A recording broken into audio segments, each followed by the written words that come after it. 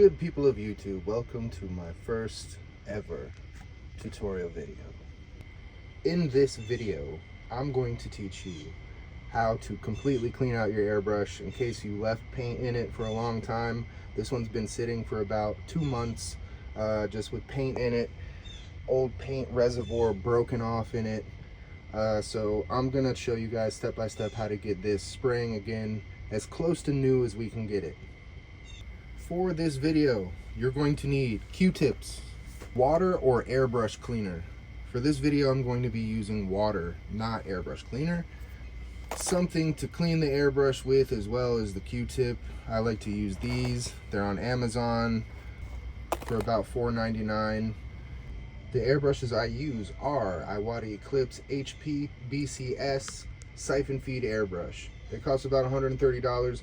Once I had a store location at the mall, and I remember airbrushing. I was doing a portrait, and it was pretty good. It wasn't bad. It was for a customer, and a Russian girl that was apparently an airbrush artist approached me. And this is in Clearwater, Florida, so I don't know if that has any correlation. But she said, "Hello, I'm airbrush artist. What airbrush are you using?" I was like, Iwata Eclipse HP BCS. And she said, "Oh, I feel so sorry for you with that airbrush. Good luck." And I have no idea what that meant. Besides, maybe this airbrush isn't the best ever. I've never spent $500 on an airbrush or $1,000 on an airbrush. I've always used this model. I do everything with it. Portraits, small scale stuff. I mean, with the 0.5 needle and a 0.5 tip, I can spray hair fine lines up to big blasts of color. But I'm open to suggestions. So maybe I'll do some videos in the future where I compare airbrushes and that kind of stuff.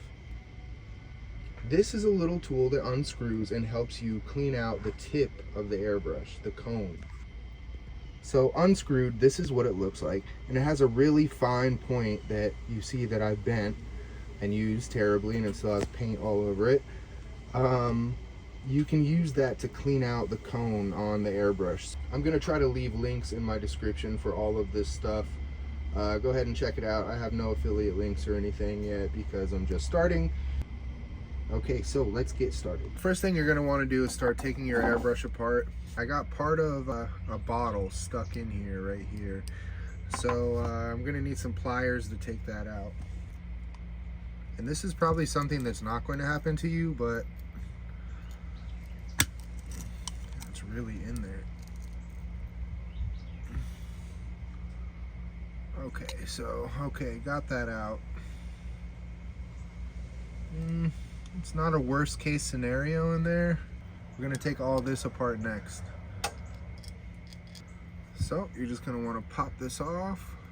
Sometimes you might need a tool to take that off. You wanna be careful not to leave marks in it. So we got the cone here exposed. Be very careful with this cone. We're gonna try to reuse it. Just go ahead and plop that in your water. Plop this in your water for right now. So you're gonna wanna take off this needle tightener. Plop that needle tightener in there as well. It's a good place to put stuff just so you don't lose it sometimes. So now go ahead and take that needle out.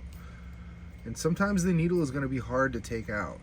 So if the needle is hard to take out at this point, it means that you have a lot of dried up airbrush paint and stuff in there. So just go ahead and take the pair of pliers and pry it out. What you don't want to do is hit the airbrush down on either side because it can do damage to the internals. So at this point, we're going to go ahead and pop off this guy. This is what keeps all the springs and internals inside of your airbrush. So when you unscrew this, it also gives a tension on the spring. So the further that you have it backed out, the softer that your trigger will feel, right? The more that you have it screwed in, I like to keep mine all the way in for maximum torque on the trigger. maximum spring back. So this is going to help it spring back, and you can see that this moves pretty decently. So there's not a whole lot in here that's really super duper clogged. You guys might have airbrushes at home right now that are super clogged up, and the trigger won't even move at this point, and that's because all this spring mechanism in the back is clogged with paint, or this is clogged with paint. And paint can also go back through your airbrush. If it's not flowing correctly, paint can go back through your airbrush and into the air mechanism. Without further ado, let's take this spring mechanism completely off. So when you get this all the way out, this is tricky. Remember how this goes in. See that little thing that's moving in there? It looks like a little grave. That's what I want my grave to look like. Just kidding. It looks like a little gravestone in there, right? When you pull this out, this faces a certain way. So this is what actually sits up against the trigger and makes the needle go back and forth when you pull the trigger back and forth. These three pieces need cleaned, so I'm just gonna go ahead and wipe those down. Make sure that there's no paint on there whatsoever. This airbrush isn't completely demolished when it comes to paint, so it's a little bit easier to clean. Take this, make sure this is all cleaned out. Obviously, I'm not a hand model, and I should really do something with my manicure, but maybe that's for a different video. Gutter cat gets a manicure. Wow, it looks so great now. All right, so you're gonna be able to tell if it's clean by your Q-tip. The spring is even kind of decent. I'm gonna dunk that a little bit. Your airbrush has to really be screwed up to backflow paint all the way through the airbrush into this mechanism. I've done it a million times, and you can see there's not a ton of paint in there. Sometimes all that will be gummed up, like all that area in there will be completely gummed up with paint.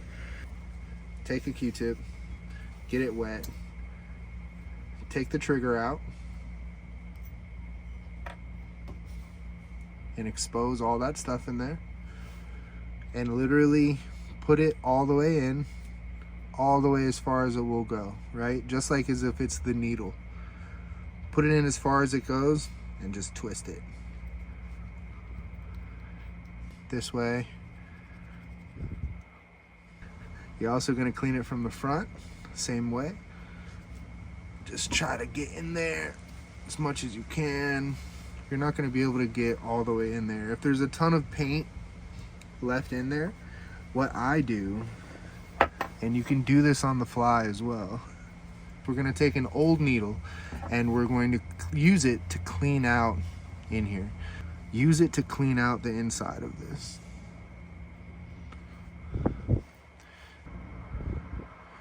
Make sure that it can move freely through there. Clean it out as much as you can. Chunks will come out. If your airbrush is really bad, literally chunks will come out of here. So if you're able to fish anything out, that's good. Let's see what mine looks like inside.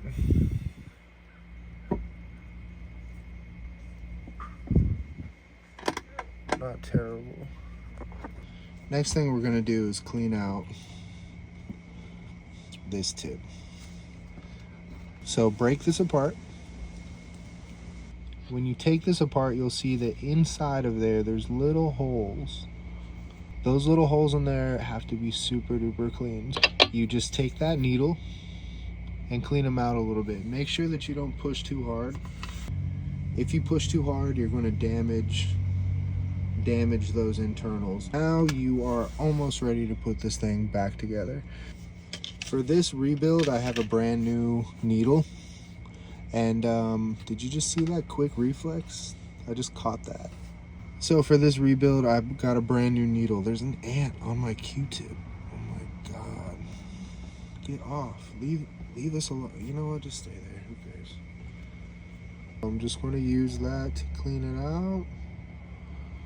I'm going to use my handy dandy airbrush cleaner. We've got everything pretty much clean. The trigger didn't need a whole lot of cleaning. I gave it a wipe down off camera.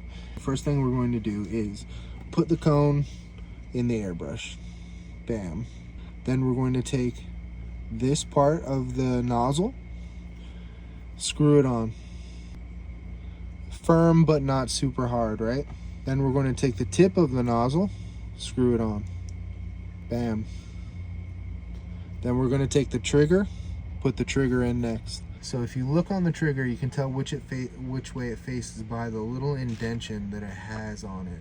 So if you look underneath your trigger, you'll see that this little indentation right here on the trigger, that faces towards the back. At the airbrush like this, the little indentation faces the back of the airbrush.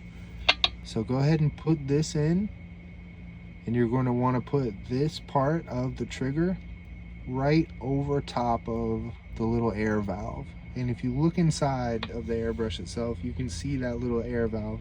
It looks like a little button. See in there? That little hole.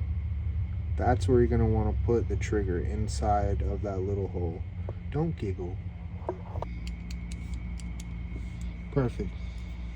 Next thing we're going to do, put the trigger guard in. Just slip it up right there. It's going to be loose, right? So then you put the spring over the trigger guard, boop.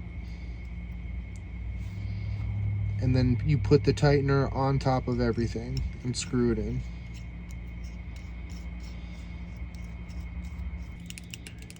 And test to see if it goes in and out smoothly. If it does, you're almost ready to airbrush. Go ahead and hook your airline up like so. I'm going to be using Createx Black. It's already been pre-thinned, so this is ready to go. If you're interested in a video of thinning and properly conditioning paint, I'm going to post a video on how to properly thin your paint as well. But this has been pre-thinned, so it's ready to go. So let's see what it looks like to spray at this point.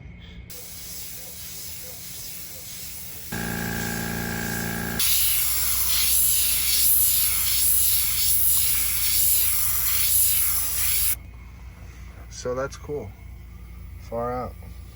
So I have this old t-shirt that I've used as a shop rag, and it deserves its moment of glory. So I'm gonna go ahead and grab my airbrush. If you've made it to this video this far, I really appreciate it. Don't forget to subscribe. I'm going to be showing you guys how to airbrush all kinds of designs, portraits, give you all my tips and tricks that I've learned over the years. I hope that you're with me. I hope that you made it this far. If you did, thank you so much. The rest of the video is just going to be me spraying with this airbrush that we rebuilt together. I left all the links to parts and airbrushes and everything in this video that I use in the description. I hope that you click them, and I hope you all have a real good time airbrushing as much as I do. Leave in the comment section what you want to see me airbrush next. I'm going to be giving away some airbrush t-shirts, airbrush parts, and stuff like that in the future. So thank you all so much for watching. I'll see you next time.